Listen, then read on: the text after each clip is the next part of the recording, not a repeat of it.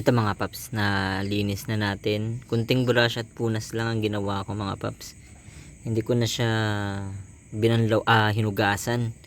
Hindi ko na, wala kasi ako yung, kung meron kayo yung pang air pressure para talsik lahat. Pero kasi kung lagi ka naman nagbabaklas, okay lang. Ito mga paps, lalagyan natin yung bola. Ang gagawin nyo lang is, makita ninyo meron yung side sa bola na may rubber dito na nakapalibot. Ayan, sa kabilang side same lang.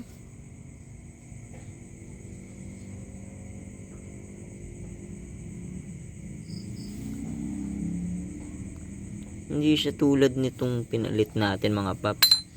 Same lang pala. Hindi siya hindi tulad nito, 'di ba? Yung sa kasa, yung original niya. Ayan, standard niya ito. Dito, same lang.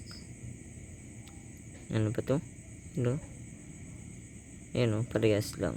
Okay. Hindi mo na kailangan mag-worry. Ito na lang, ang gagawin ko na lang pala mga paps.